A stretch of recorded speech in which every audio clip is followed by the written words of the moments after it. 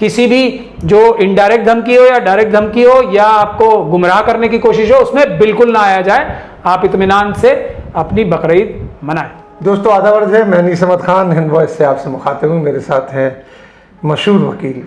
Supreme court के महमूद पराचा साहब, कर्मठ कार्यकर्ता है, कर्मठ सोशल वर्कर हैं,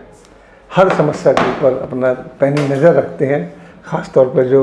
माइनॉरिटीज़ और दलितों से जुड़ी हुई समस्याएं हैं वो अच्छा उनके केस भी फ्री में ही लड़ते हैं। हमारे के चैनल पे आप देखिएगा, एक ट्विटर इनका अकाउंट जाता है, अगर आपको किसी चीज़ की सलाह की ज़रूरत हो उस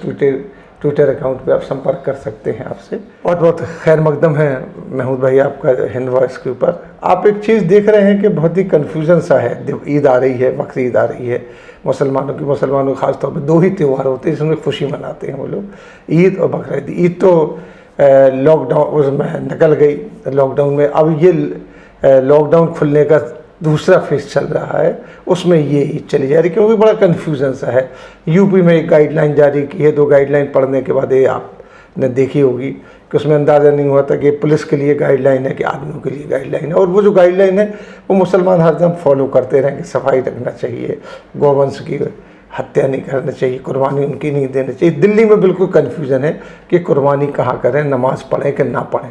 सोशल डिस्टेंसिंग रखें, क्योंकि ईद में सोशल डिस्टेंसिंग कैसे रखें। यहाँ एक बात और कहने की है जिस पे काफ़ी एतराज़ किया जा रहा है कि 5 तारीख को, 1 तारीख को ईद है, 5 तारीख को शिलान्यास है। शिलान्यास में 200 आदमी को इनवाइट किया गया है, जिसमें ये पता किया जा रहा है, मैंने भी पता किया यूपी में, भाई साहब 200 तो नहीं आएंगे, 200 तो वो मेहमान आएंगे जो मोदी जी के साथ खड़े होंगे इसमें शिलान्यास में। बाकी जो हज़ारों की तादाद में आ गई, क्योंकि इन्होंने अनाउंस किया कि पूरे भारत में दिवाली मनाना चाहिए आज के दिन। ये भी तो भीड़ तो वहाँ नहीं आना है। वहाँ सोशल डिस्टेंसिंग की कोई बात नहीं हो रही है, और यहाँ नमाज के लिए ख़ास तौर पे सोशल डिस्टेंसिंग की बात हो रही है, जबकि मुसलमान जुमे की नमाज़ पढ़ने नहीं जा रहा है इसी वजह से। तो ये जो दोहरी पॉलिसी सरकार की चल रही है ख़ास तौर पे एक तबके के लिए, इसके बारे में आप क्या कह रहे हैं? देखिए, इसके बारे में मैं जो बुनियादी बात कह रहा हूँ, शुरू से कह रहा हूँ कि अच्छा, इसमें एक चीज़ और मैं माफ़ कीजिएगा कि हमारे जो उलमा हैं वो बिल्कुल खामोश बैठे होंगे, वो जाने क्यों बैठे होंगे वो समझ में नहीं आता। वो सवाल मैं आगे करूँगा आपसे। देखिए, अगर हमारे उलमा खामोश बैठे तो मैं समझता हूँ बेहतर रहेगा, क्योंकि बहुत सारी चीज़ें ऐसी होती हैं जो कि वकीलों से ताल्लुक़ रखती हैं, डॉक्टरों से ताल्लुक़ रखती हैं, दूसरे प्रोफेशन से ताल्लुक़ रखती हैं। तो अगर आलिम हजरात इस तरह की जानकारी रखते हैं तो तभी उन्हें उसमें मुदाखलत करनी चाहिए या उसमें इंटरफेरेंस करनी चाहिए। लेकिन इस तरह से और दूसरी चीज़ों में भी जो देखा गया है, या तो हमारे जो आलिम हजरात हैं वो उलेमा हैं, वो या तो नासमझी की वजह से उस सब्जेक्ट के ऊपर उनका काबू नहीं होता इस वजह से, या किसी दबाव में या किसी लालच में जो आरएसएस के और मनुवादी मानसिकता के जो सरकारी अफसर हैं या जो पॉलिटिशियंस हैं उनके दबाव में या उनके साथ मिली भगत से इस तरह की बातें करते हैं जिससे कि कन्फ्यूजन फैलती है, और जिससे जो मुस्लिम कम्युनिटी है या दलित कम्युनिटी है उसमें ख़ास तौर पे, और इस वक्त तो क्योंकि हम मुस्लिम्स की ही बात कर रहे हैं तो मुस्लिम कम्युनिटी में एक कन्फ्यूजन फैलाते हैं, डर का माहौल पैदा करते हैं, और डर का माहौल पैदा करने में सरकार के अंदर जो मनुवादी अनासिर हैं उनकी मदद करते हैं। तो इस वक्त जो यूपी सरकार ने भी एक जो नोटिफिकेशन जारी किया है, या एक डीजीपी ने, जो उत्तर प्रदेश के डीजीपी हैं, उन्होंने अपना एक इंटरनल डॉक्यूमेंट लिखा है अपने पुलिस अधिकारियों के नाम। उससे बकरीद मनाने में सिवाय उसके जो कि कोविड वायरस की गाइडलाइंस हैं, उसके सिवाय जो नॉर्मल गाइडलाइंस हैं, और इस जो ये इंटरनल जो इंस्ट्रक्शंस जारी किए हैं डीजीपी साहब ने, उससे भी ये बात एकदम वाज़े तौर पे साफ हो जाएगी कि किसी भी तरह की रोक टोक, किसी भी तरह की रुकावट बकरीद को मनाने में पिछले सालों की निस्बत बिल्कुल कोई ऐसा नया नहीं है, सिवाय इसके कि हमें फिज़िकल डिस्टेंसिंग बना के रखनी है, और जहाँ तक ज़्यादा से ज़्यादा हो सके तो हमारी जो बड़ी बड़ी ईदगाहें हैं या मस्जिदें हैं उसमें नमाज में थोड़ा डिस्टेंस बना के रखा जाए। और वो डिस्टेंस जो है, सोशल नहीं कहता मैं उसे, फिजिकल डिस्टेंस, क्योंकि सोशल डिस्टेंसिंग की बात तो मनुवादी कहते हैं और वो उसको इम्प्लीमेंट भी करना चाहते हैं। फिजिकल डिस्टेंसिंग जो है पहले हमारे प्रधानमंत्री 1 मीटर कहते थे, मगर वो असल में 2 गज की होनी चाहिए। तो जो 2 गज की, जो करीब 1.5 मीटर के करीब हुआ, उसकी फिजिकल डिस्टेंसिंग नमाज पढ़ते टाइम और ख़रीदारी करते टाइम या कुर्बानी देते टाइम भी जहाँ तक पॉसिबल हो सके 2 गज की आपस में दूरी बना के रखें। इसके अलावा कोई भी ऐसी चीज़ नहीं है जो पिछले सालों में बकरीद के दौरान जैसा होता था वैसा ही सब कुछ करें, सिर्फ ये एक एडिशन है।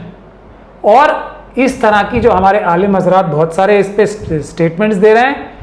और जो सरकार से क्लैरिफिकेशन मांग रहे हैं, ये खुद आगे बढ़ के मुसीबत को इनवाइट करने या मुसीबत को दावत देने के बराबर है। या तो ये नासमझी में कर रहे हैं वो लोग, और या फिर जानबूझ के मिली भगत से कर रहे हैं। तो मैं आप लोगों को उस जो डीजीपी साहब की जो डायरेक्शंस दी गई हैं अपने पुलिस ऑफिसर्स को, उसमें से भी आपको 2-3 पॉइंट ही पढ़ के बता देता हूँ। उससे आपको एकदम साफ हो जाएगी बात कि इस प्रकार की कोई भी बात ही नहीं है। एकदम नॉर्मल तरीके से सिर्फ फिजिकल डिस्टेंसिंग वाली बात ध्यान में रख के उसका ज़्यादा से ज़्यादा अमल करें, क्योंकि वो साइंस की भी ज़रूरत है और बीमारी ये ना फैले उसकी ज़रूरत है। उसके अलावा आप जिस तरह से बकरीद मनाते थे उसी तरीके से मनाएं। कोई आपको परेशानी आए तो अभी अनीस साहब ने बताया, ये हमारा जो ट्विटर अकाउंट का एड्रेस है उस पर हमें डायरेक्ट मैसेज भेजें, या जैसे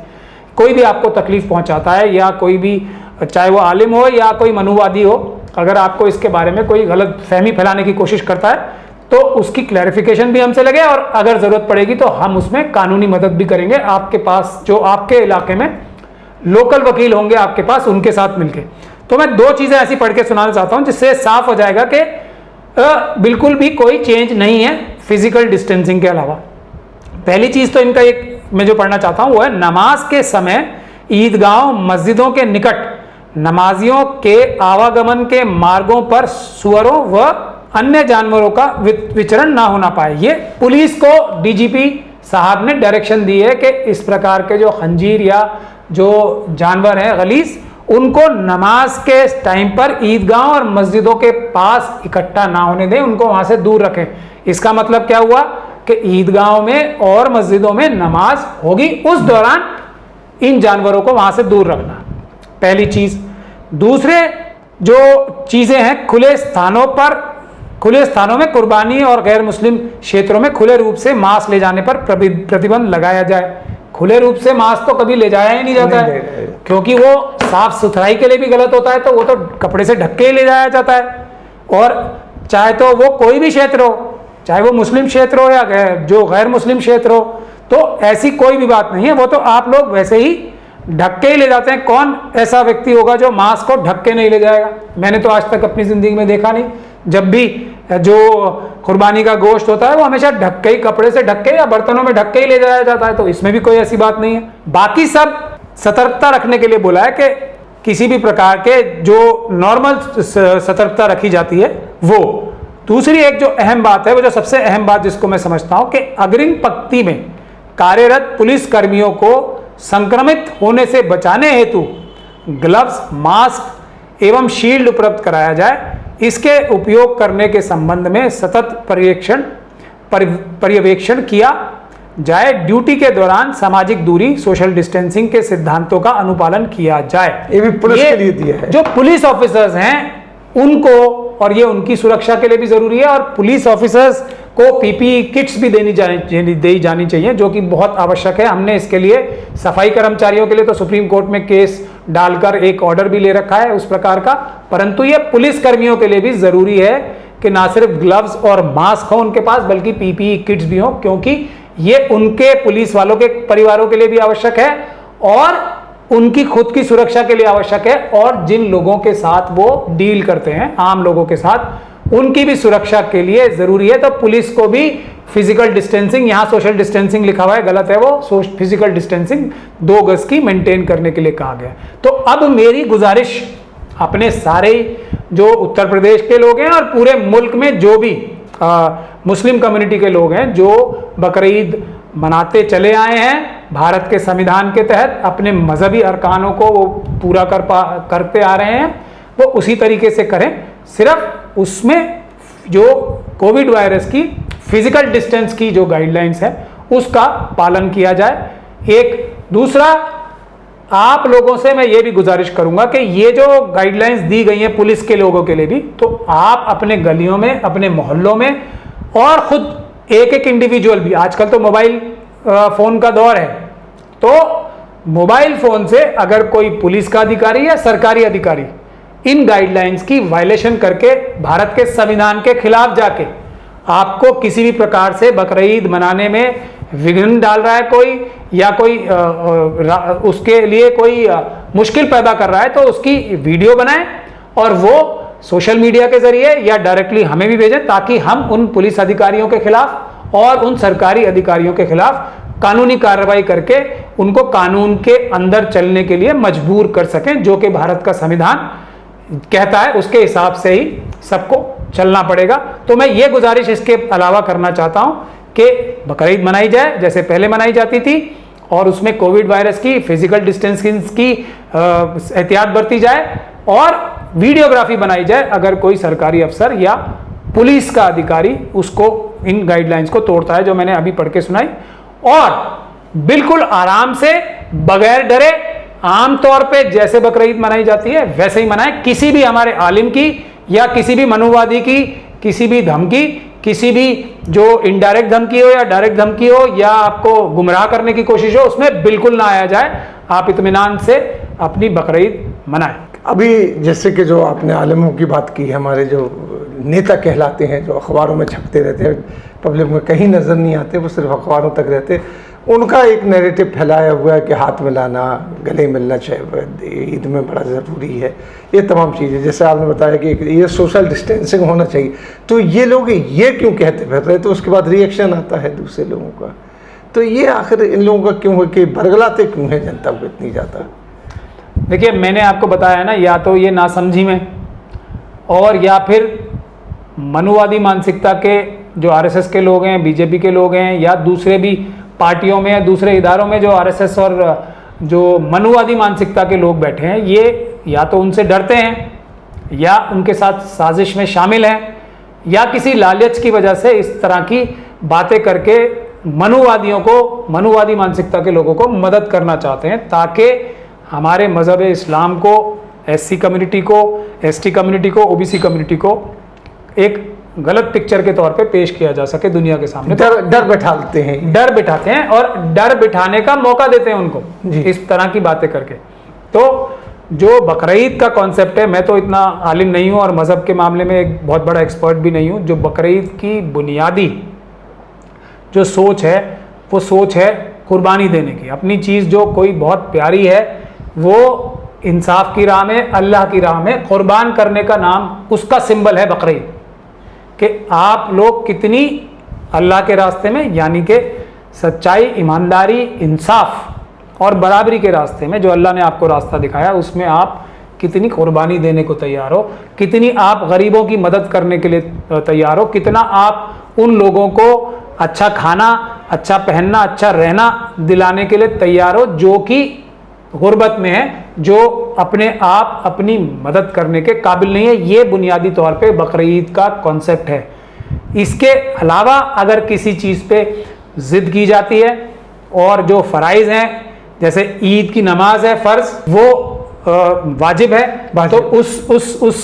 उसके अलावा जो ये बातें की जाती हैं वो सिर्फ मनुवादी मानसिकता के लोगों को मजबूत करने के लिए की जाती है। मैं इन सभी लोगों से, इन आलिमों से भी और इन जो चाहे तो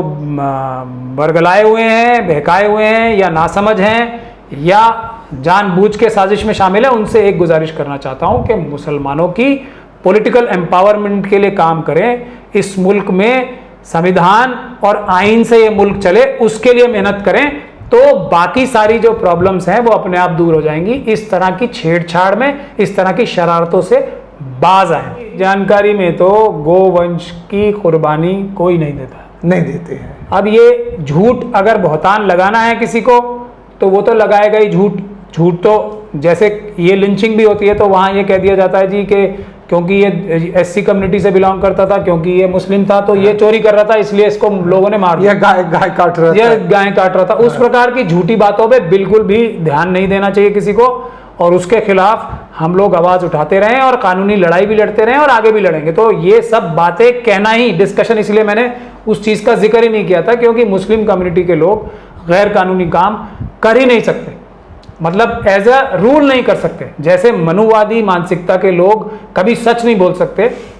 कभी ईमानदारी से काम नहीं कर सकते, कभी इंसान को इंसान के बराबर नहीं समझ सकते, वैसे ही कोई भी अगर मुस्लिम कम्युनिटी का व्यक्ति होगा तो वो कोई कानून तोड़ ही नहीं सकता। एक्सेप्शन देखिए हर जगह होती है, मनुवादी मानसिकता के लोग भी कई बहुत सच्चे होते हैं, वो मगर वो एक्सेप्शन है। रूल यही है कि मनुवादी मानसिकता के लोग झूठे होंगे, मक्कार होंगे और वो इंसान को इंसान के बराबर नहीं समझते होंगे। उसी तरीके से मुस्लिम होंगे या एससी होंगे या एसटी होंगे या ओबीसी के लोग होंगे या दूसरी माइनॉरिटीज के लोग होंगे, वो एज ए रूल आम तौर पे इंसान को इंसान के बराबर समझेंगे, सच बोलना पसंद करेंगे, सच बोलेंगे, ईमानदारी से काम करेंगे, कानून की जद में रह के काम करेंगे। उनमें एक्सेप्शन होते हैं कुछ जो कानून तोड़ते हैं या इंसान को इंसान के बराबर नहीं समझते या झूठ बोलते हैं। तो ये हमें बहुत सारी चीज़ें सही तरीके से समझनी पड़ेंगी और उनको ना सिर्फ उन पे हमें दुनिया को भी बतानी पड़ेगी कि ये लोग वो हैं जो कानून तोड़ते हैं और दिखाते हैं ये हम बहुत शरीफ हैं, और हम 85% वो लोग हैं जो कानून पे अमल करते हैं, लेकिन हमें ये कुछ मनुवादी मानसिकता के लोग मिलकर बदनाम करते हैं। बहुत बहुत शुक्रिया महमूद भाई आपका कि आपने बताया, और मैं भी आप लोगों से कहूँगा जितने भी ईद मनाए तो वो ईद को उसी तरीके से मनाएं जो गाइडेंस दी जा रही हैं, वो गाइडेंस हमारी हेल्थ के लिए बहुत अच्छी है, किसी के बहकावे में ना आए। बहुत से लोग कहते हैं आपको मिलेंगे कि आपको हाथ मिलाना चाहिए, आपके गुनाह झड़ते हैं, गले मिलना चाहिए, लेकिन सोशल डिस्टेंसिंग जो फिजिकल सोशल, जैसे महमूद भाई ने कहा कि सोशल तो कोई डिस्टेंसिंग होती ही नहीं है, फिजिकल डिस्टेंसिंग बना के रखिए जो आपके स्वास्थ्य के लिए भी अच्छी है, और इन चीज़ों से बचिए जिस तरीके से महमूद भाई ने जिनको रोका है, रोका नहीं जो संविधान के तहत भी आती हैं। बहुत बहुत शुक्रिया। इसी के साथ हम आपसे लेते हैं विदा, अगले अंक में फिर हाजिर होंगे महमूद भाई के साथ, तब तक के लिए दीजिए हमें इजाज़त।